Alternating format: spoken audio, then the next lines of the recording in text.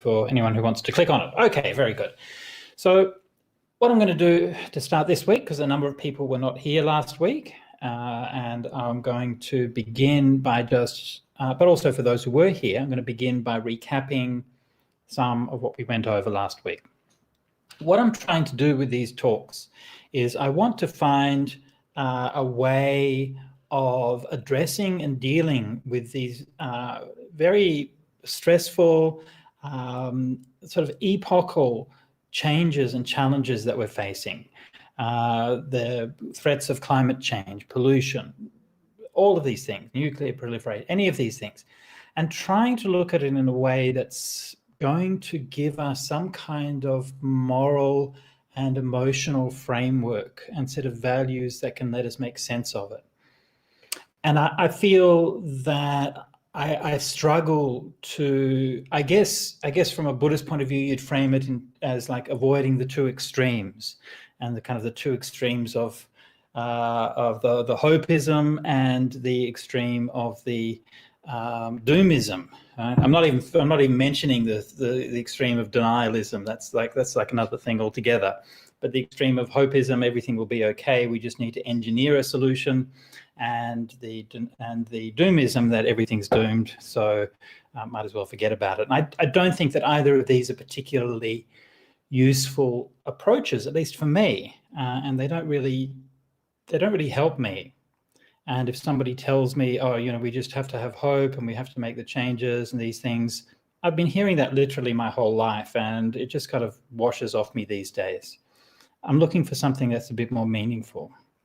And so what I talked about last week was that I proposed trying to look at it from a new perspective, where the core value that we're looking at was not the perspective of hope.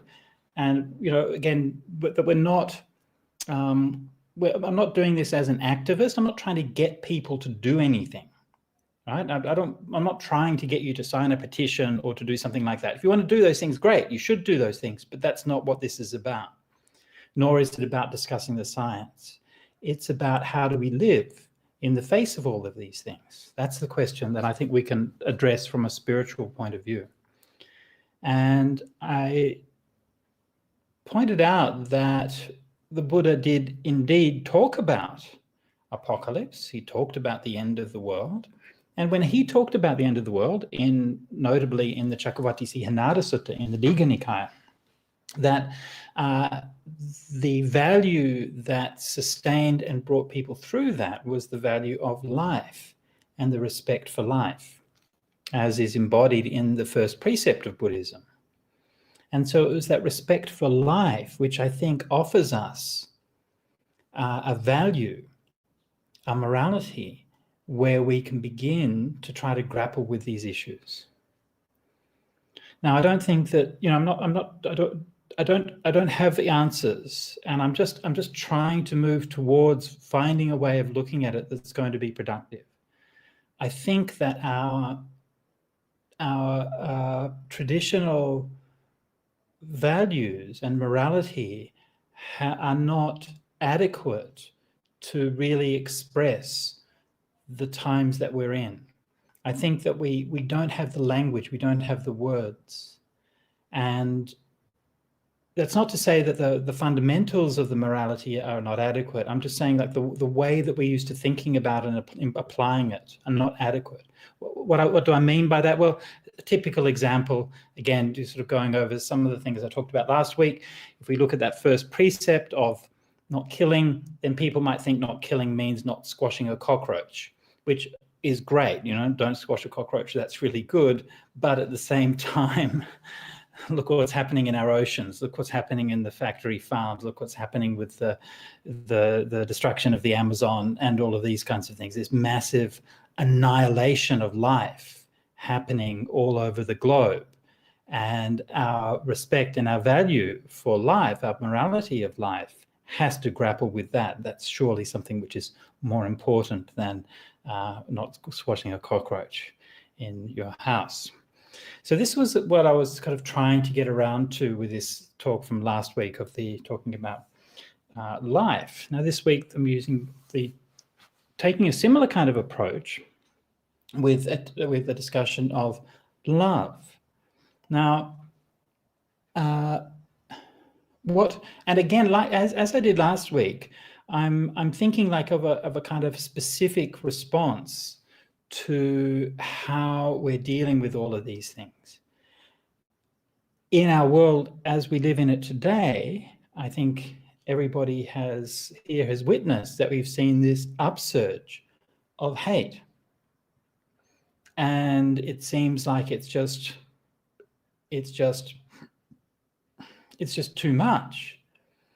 And so many places around the world, there is a language and a culture and actions based on hate and based on fear and based on violence.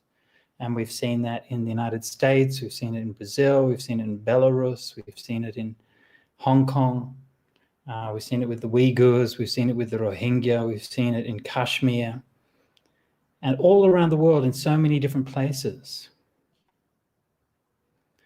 And there's a sense in which it feels like things are going in the wrong direction. It wasn't supposed to be like this. Things were supposed to get better.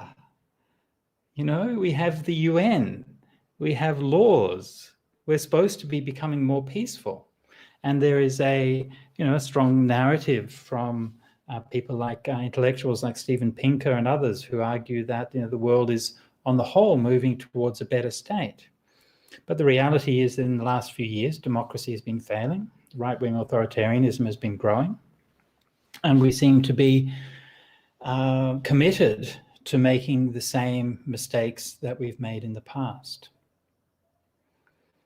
And just before coming on here this evening, I just read a quote, quite a moving quote by Arnold Schwarzenegger.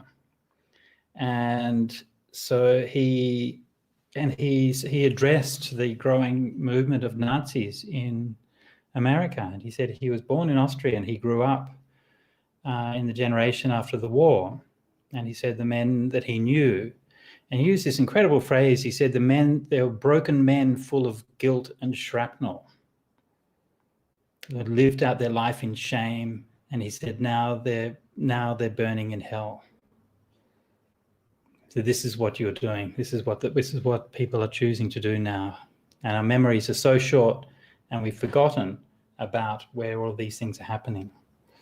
And so this upsurge of fear and upsurge of hate, which has been happening. Why is this happening? What's actually going on with that? Well, I believe, I can't prove this, but I believe that the reason that this is happening is because of the denial of climate change and the denial of these fears that we have in the future. The same people who are promoting these ideologies of hate are the same ones who are promoting the ideologies of climate denial. There was a talk I read this week by a delightful evangelical pastor in the United States who opined that the Earth was disposable. It's just a disposable planet. Use it. Enjoy it. God will just make another one. And so we have these kinds of ideologies of people who really believe that they can live as if this is a disposable planet. And all of the warnings of the scientists and all of these things get dismissed. But you see, here's the thing. Denial isn't nothing. Denial is not an absence. Denial is a force in the mind. And it's a force that has to actively, it's like the force of delusion. It's a manifestation of delusion or moha, and it actively represses the truth. And that repressed truth curdles and goes bad and then leaks out in all of these toxic ways. There's more that the denial has to be there, then the more toxic the response will be. So this is why I don't believe that this upsurge we're seeing in right-wing authoritarianism is going away anymore. I believe that it is going away not anytime soon. I believe it's going to keep on going. I mean, obviously there'll be ups and downs, there'll be elections, will be won and lost, policies will be undertaken and dismissed, but we're still going to be we're going to be in that world. So I wonder whether we can do something about this. I wonder whether we can make some kind of response based in love rather than a response which is based in hate and based in fear. One of the big communities who are responding to the threats of climate change and so on from the future is the prepper community. So the prepper community, anybody, are there any preppers here? Anyone here got a cupboard of baked beans and spam in their basement ready for the end of the world? No? No one's hoarding a shotgun somewhere just in case? Okay, good. So there's a lot of them, right? It's like really popular. Yeah, it's not like a small kind of marginal thing. There's a lot of people doing it. And hey, look, it's not unreasonable to put away a bit extra for hard times. You know, there's nothing unreasonable about that. But one of the big things which drives this whole kind of prepper thing is all based on this rugged individualism idea, right? I'm going to have my thing and my domain, my house. I'm going to have my stuff. And, you know, guns are a really big part of that. If someone tries to take my stuff, I'm going to shoot them. And this happens all the way from, you know, just someone stocking up a cupboard all the way up to the billionaires who are buying private islands and private estates and building walls around them and building their own private armies and fully recyclable energy, water, electricity, and trying to make little micronations that will survive the end of the world.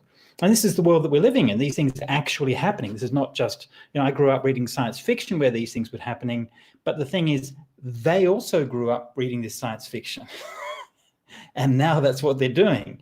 They don't want to stop it. They want to be the lords of the wasteland.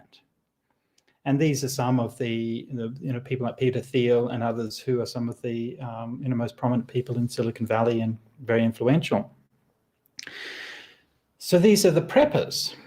And that whole movement is driven by fear and driven by hate. And it's driven by this idea that I'm going to keep them out, right? That I'm going to do it and I'm going to keep them out. And there's one big problem and big fallacy in that whole kind of idea, which is that no matter how well prepared you are as an individual, and no matter how well stocked you are and how many skills you have, you're always going to be beaten by 2 people, or 3 people, or 4 people. And people who work together are always going to beat an individual. I learned this at high school. This is what they told us. In the sports, they said a champion team will always beat a team of champions. So that's one of the lessons. I never say I'll never learn anything from high school. I learned that from high school. So all of this prepperism is based on this individualistic idea. But what will really be helpful is people working together. No? People working together. And that's where love comes in. I mean, just ask yourself this as a simple question. Ask yourself, in your life, which has proved more useful on more occasions in order to solve problems, in order to achieve what you want set out to achieve, in order to create something good? Was kindness, love, compassion, were they helpful? Or was shooting people helpful? Just which, on the whole, which approach do you find is most useful? I don't really think that there's any reason to think that that's going to change. I think that right now, most of us, mostly, will find success in our lives, and we'll find the things that work in our lives and the things that benefit us and benefit others are things that arise from love, not things that arise from hate. And as the Buddha said, eso Dhammo sanantano, this is an eternal law.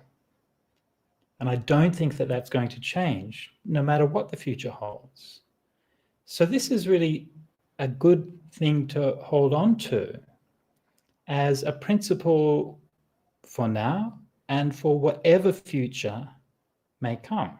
We don't know what future will come, but whatever future may come, then this will hold good.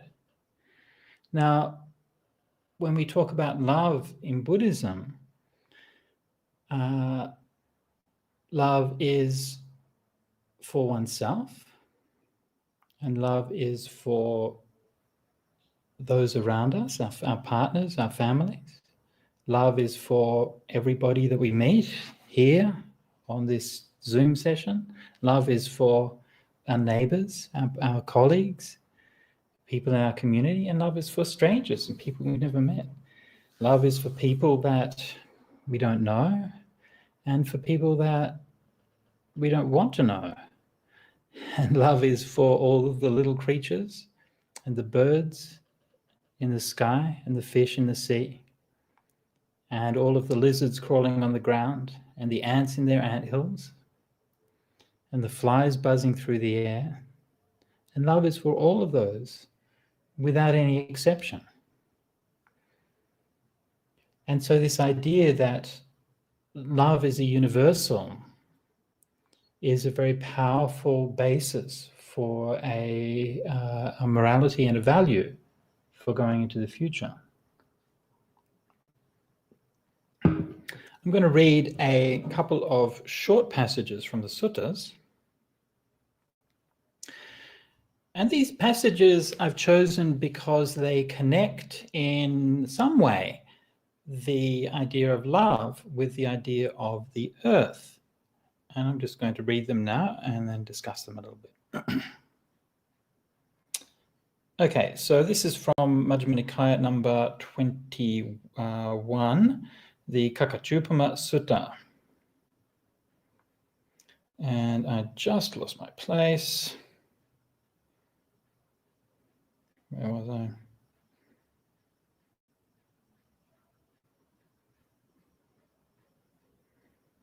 Okay. Suppose a person was to come along carrying a spade and basket and say, I shall make this great earth be without earth. And they dig all over, scatter all over, spit all over, and urinate all over, saying, be without earth, be without earth. What do you think, mendicants? Would that person make this great earth be without earth? No, sir. Why is that? Because this great earth is deep and limitless. It's not easy to make it be without earth. That person will eventually get weary and frustrated. And the Buddha goes on. Now, this particular passage is a passage on right speech. In the same way, there are these 5 ways in which others may criticize you. Their speech may be timely or untimely, true or false, gentle or harsh, beneficial or harmful, from a heart of love or from secret hate. When they do so, you should train like this. Our minds will remain unaffected. We will blurt out no bad words. We will remain full of compassion with a heart of love and no secret hate. We will meditate spreading a heart of love to that person. And with them as a basis, we will meditate spreading a heart like the earth to everyone in the world, abundant, expansive, limitless, free of enmity and ill will. That's how you should train.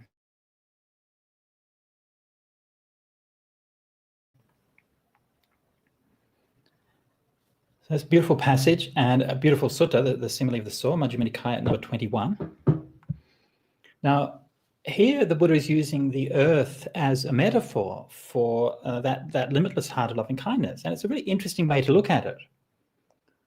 When we deal with things like criticism, when we deal with aggression, when we deal with violence that's directed against us, it's very easy to get caught up in that. And it's very hard to keep a sense of equanimity and a sense of poise with regards to that. If we are just responding from moment to moment, responding in each case to that provocation or to that aggression, then it's very easy to get caught up in that cycle, get reacted to it. And then what ultimately happens is that we become the thing that we hate. We become the thing that we hate. And what the Buddha is proposing here is slightly different from the kind of the normal way that people might approach it. What the Buddha is saying is that if we meditate and we can develop our heart in a way that becomes so vast, so powerful, so expansive, like the earth itself, then all of those things will just slide off it. They'll be meaningless.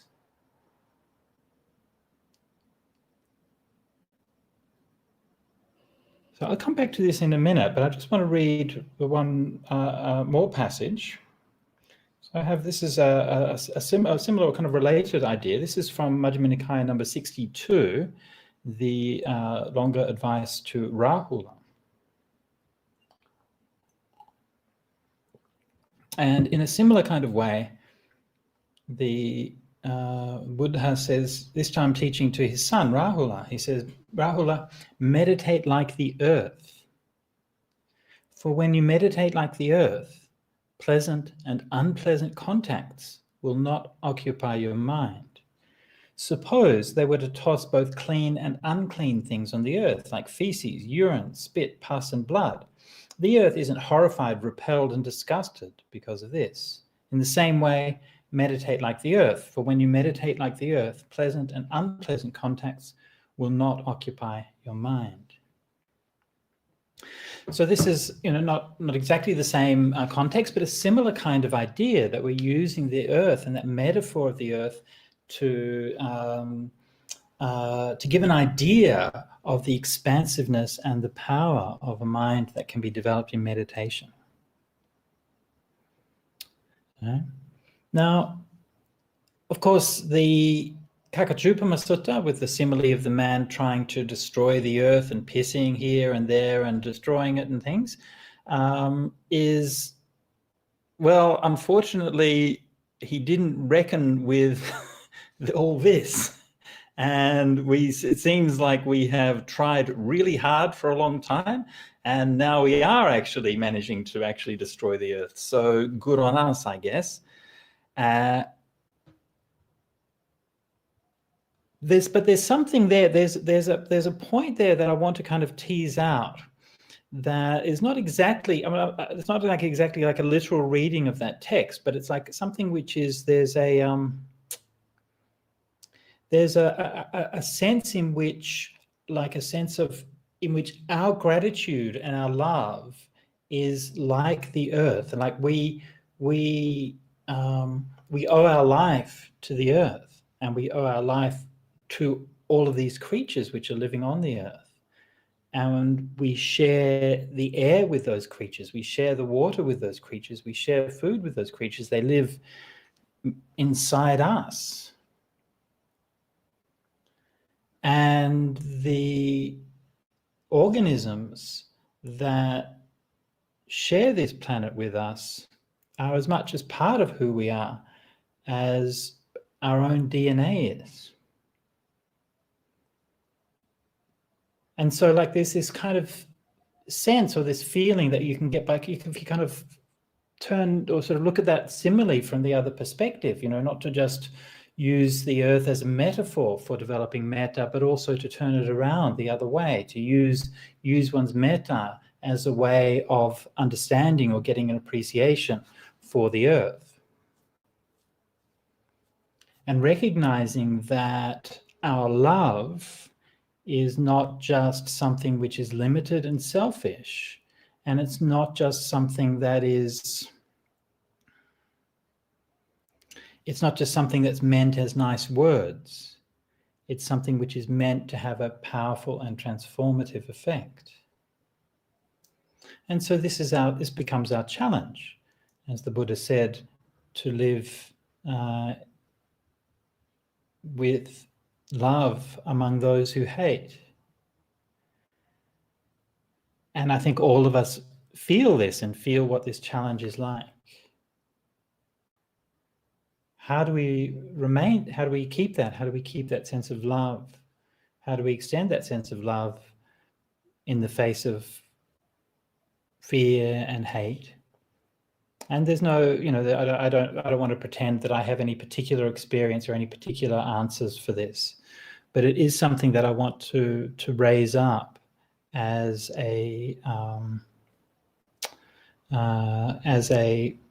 just as an idea, or just as a suggestion, something for each of us to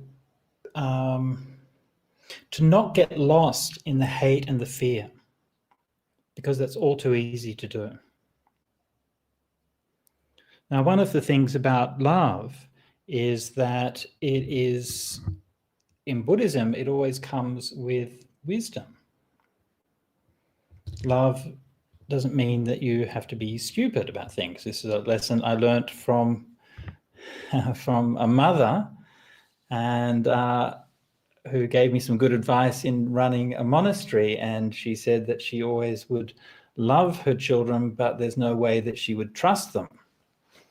And they were quite young at the time, right? So, and I found that very useful advice when running a monastery.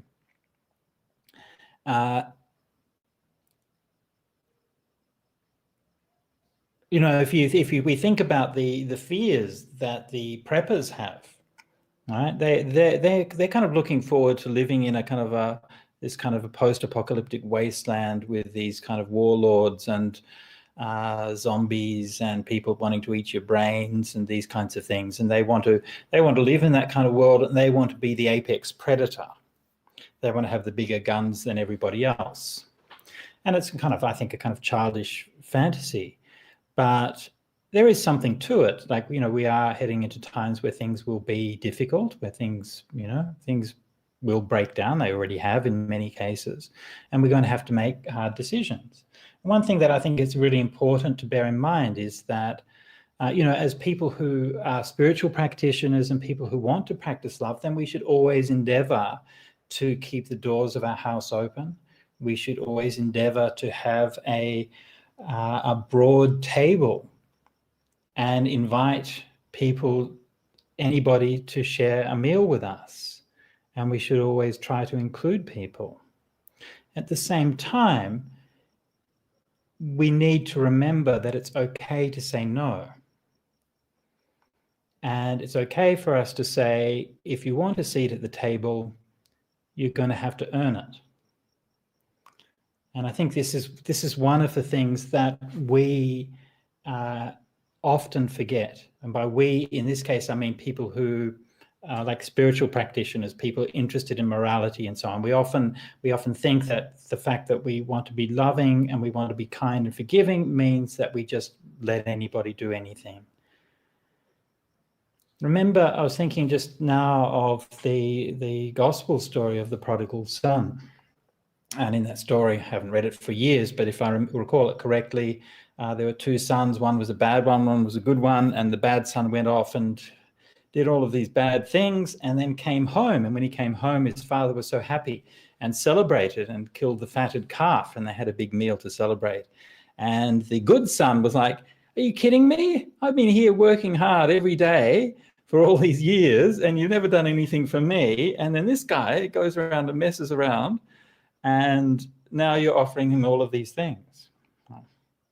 So it's a very kind of nice, similarly a nice kind of story about the prodigal son. He's given it to celebrate the person who's returned.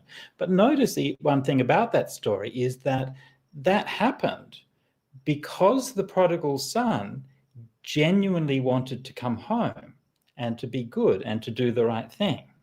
That's what makes that meaningful, right? If the prodigal son was just lying in order to get some nice fatted calf on the barbecue, then if he was insincere, then we might have had a very different kind of brother's story, more like the Cain and Abel type of situation, and things wouldn't have ended so well. So this is something which is really important for us to bear in mind, that love doesn't mean that we just let anybody get away with anything. And love doesn't mean that we can't say no. Yeah, so Teresa said, how would I explain? You have to earn it to share a meal with me. Well, what I'm thinking of The sutta references, the two suttas I've referenced today are MN 21 and MN 62. So to put the references there. How do you have to explain you have to earn it? Well, look, to be honest, when I'm thinking about that, I'm thinking about the situation that we see often in politics, where you have one side of politics which is just constantly acting in a terrible way and acting in bad faith, and another group of people who are constantly trying to find consensus with them and trying to make everybody agree. And like, how many times do you need to learn that the other side is not acting in bad faith, and you just need to stop. And those of you who are living in the States probably quite familiar with this kind of thing. And what may be fun for you to learn is that I believe that historically Australia was the pioneer in this kind of thing. That in the 1980s we had a Labor government under Bob Hawke, whose catch cry was consensus. And it was the first in the kind of Anglosphere. It's the first time when you had a supposedly left-wing government who was mostly interested in reaching out to the other side and finding a kind of consensus, the kind of policies that we saw in the 90s in the UK and the States. And since then, of course, the reality is, of course, that works so long as you're negotiating in good faith. And if the people on the different sides of the spectrum are negotiating in good faith, then that's a good way of working. But when they're not, then you have to say, I'm sorry, I'm not going to let you in. I'm not going to let you sit at the table. You've persistently behaved badly for a long time. If you want a seat at the table, earn it. Show me that you can behave properly, do it for a long time, and show me that you've genuinely changed. And it shouldn't be the onus is not on us to, continually forgive when there is these kind of persistent displays of bad faith. So that's really what I was kind of thinking about with that. And I've seen, like, that's in the political sphere, but I've seen the same thing happen in monasteries a lot as well, where you have people who will take advantage of the situation in monasteries. So, eventually you have to, sometimes you just have to kick them out. That's what I'd do. Worked quite well, actually. I always found it an effective technique. Okay, so just to come back to and just sort of round up this discussion of love. So just to sort of where I'm coming from with this, we're living in an environment where hate and fear are growing. And that is a world that is probably not going away anytime soon. And we, as spiritual practitioners, have a wish to live lives of love and to live a life where we are not relating to the world around us out of fear.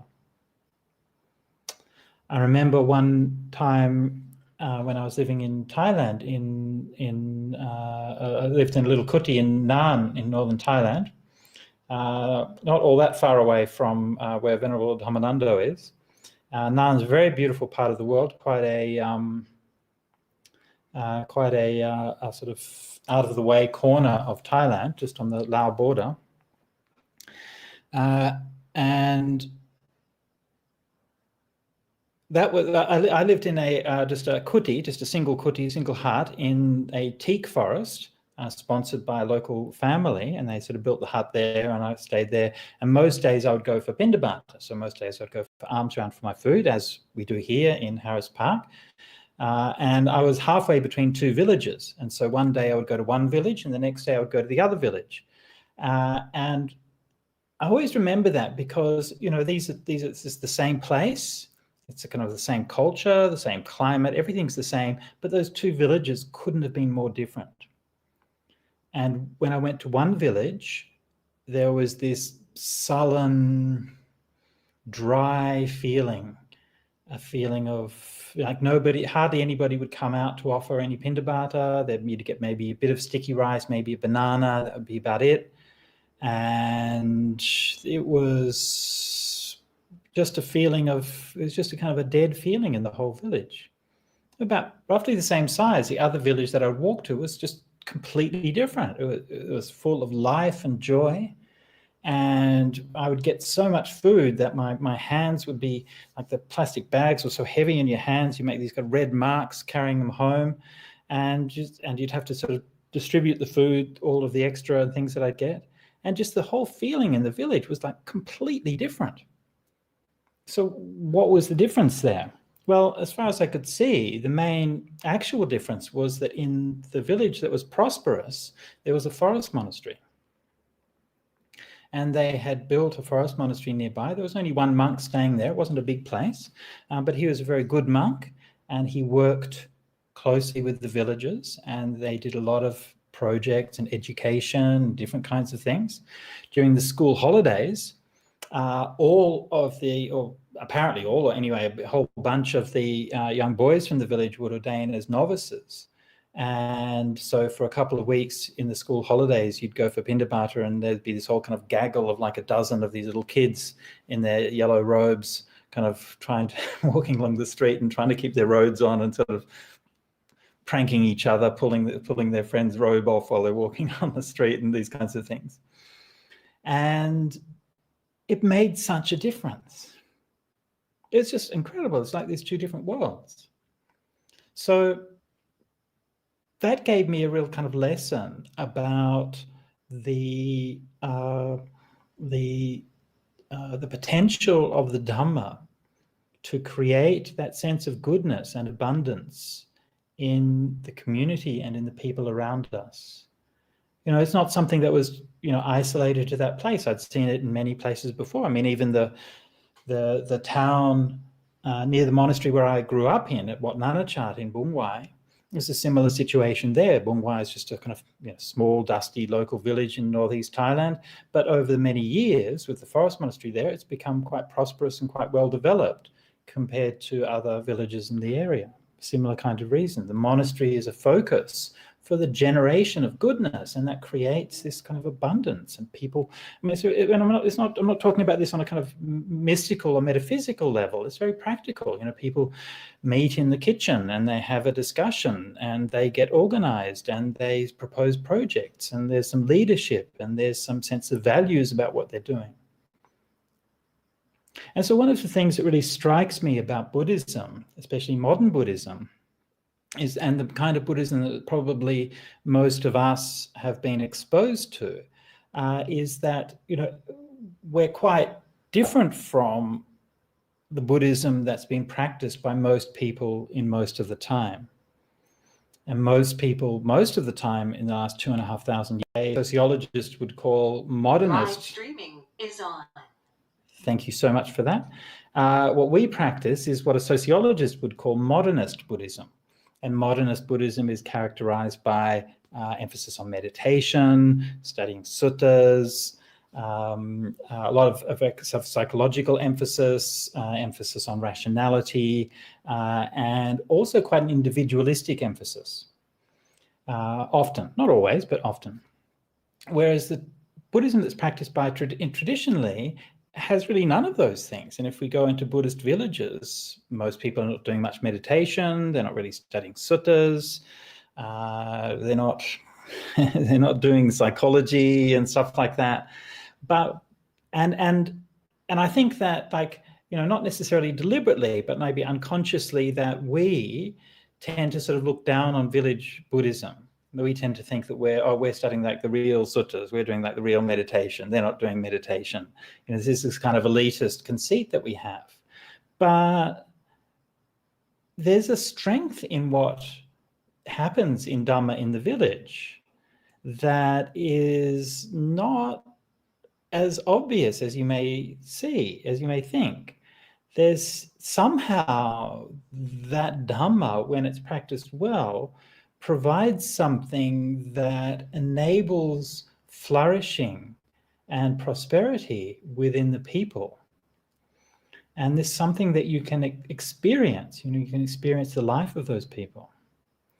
On my trip to Indonesia, I did a couple of years ago, I had a couple of days over, and they said, do you want to visit somewhere? And they said, do you want to go to Borobudur or something like that? I said, no, if you could, take me to visit some of the villages where people are practicing Buddhism. And because in Indonesia, even though Buddhism is very much a minority religion, most Buddhists are in the cities, but there are still some areas in the countryside where people are practicing kind of village Buddhism, and I wanted to see those and meet some people and see what they were doing. And I had a really lovely experience going to some of those places.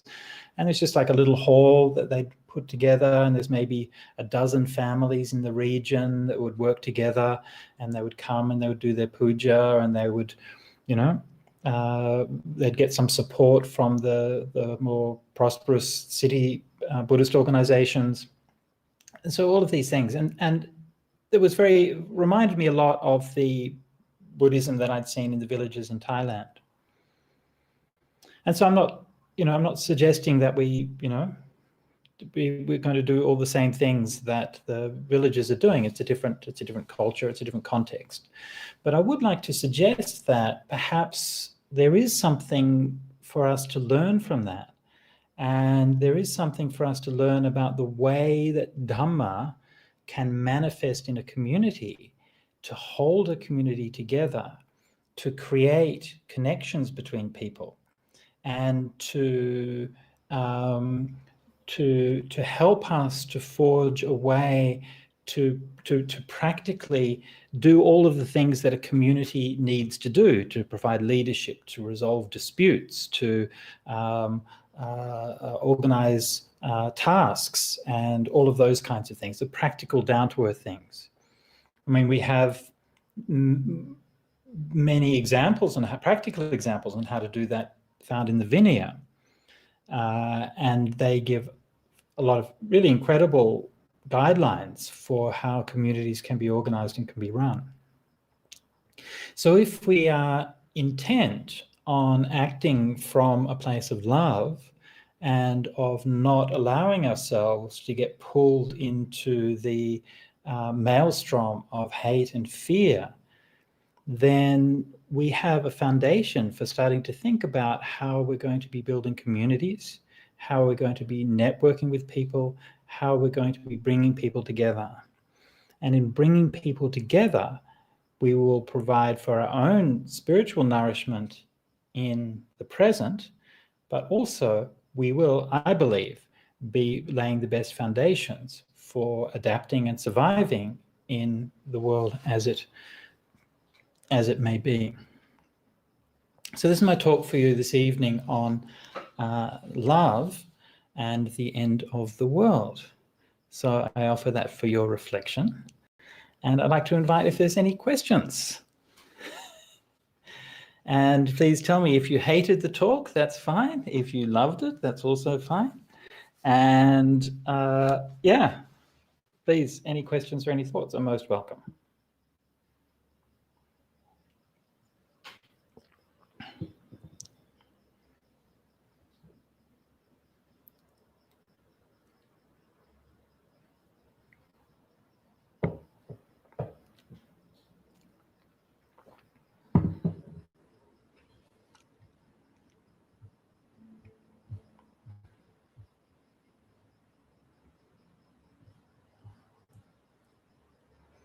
Okay, everyone's very quiet.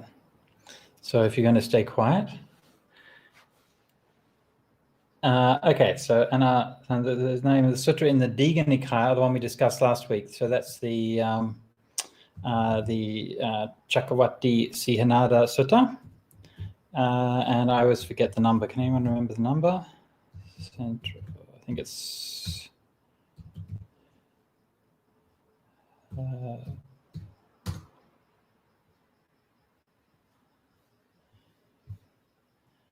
just looking it up.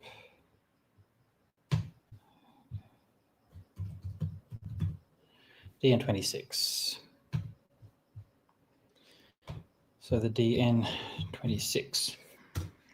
So that's the sutta that has the story about the collapse of society and the period of the apocalypse, and then the rebuilding of things after that.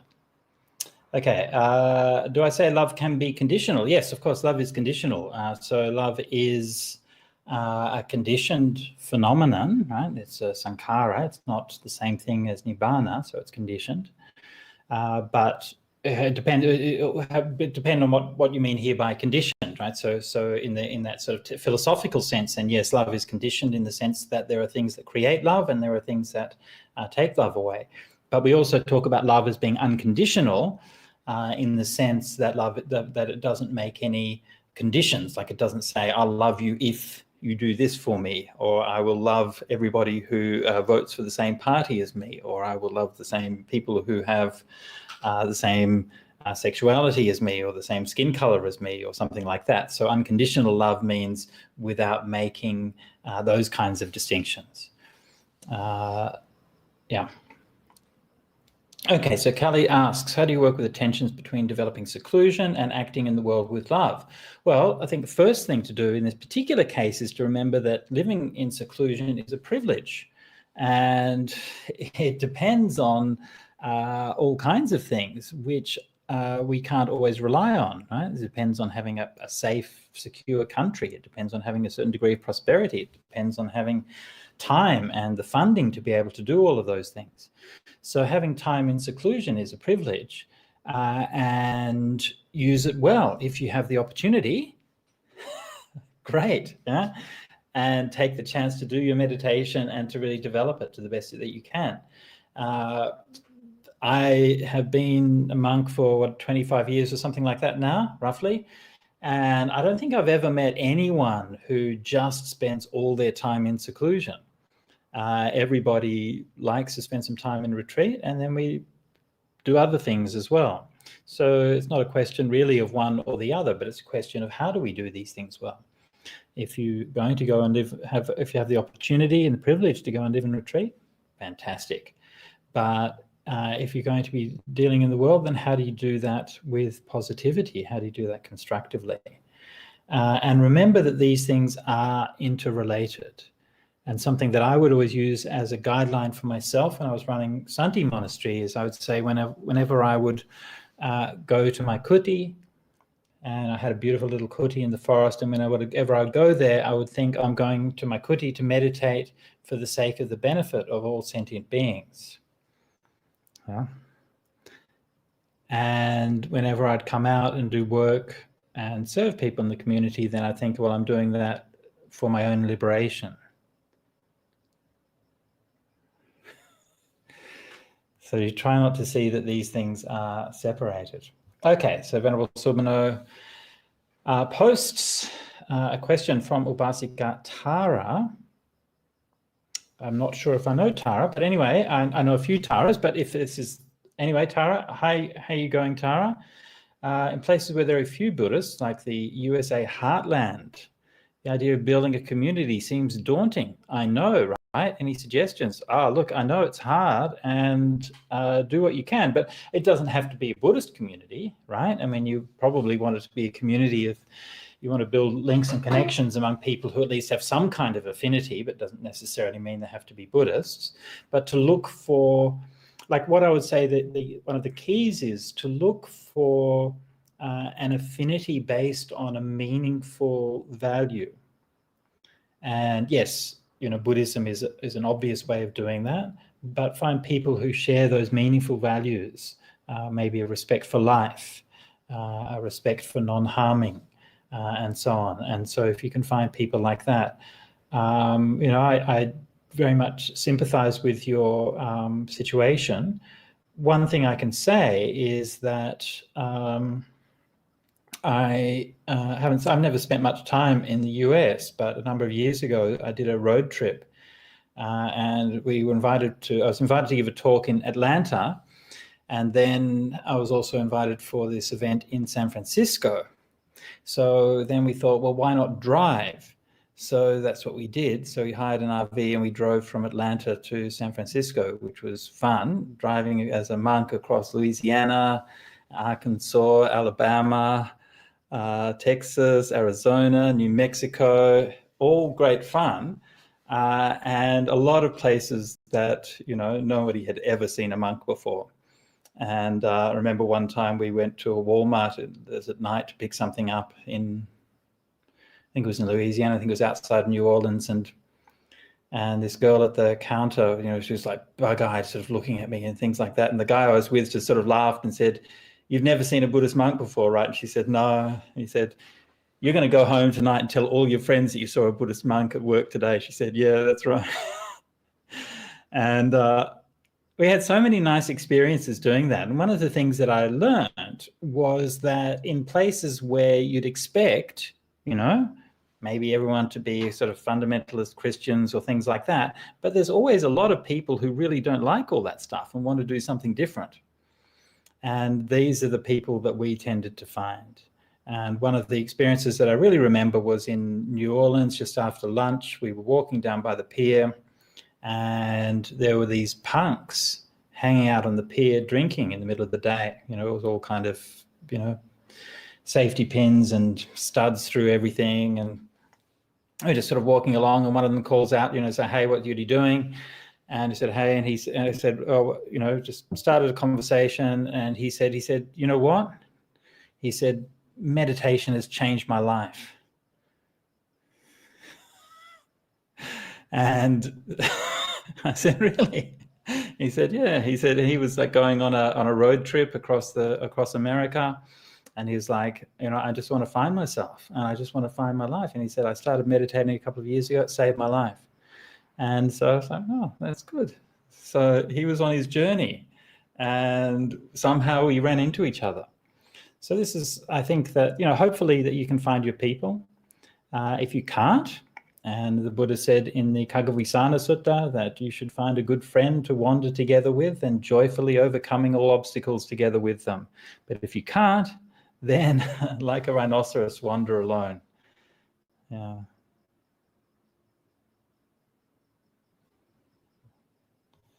Okay, so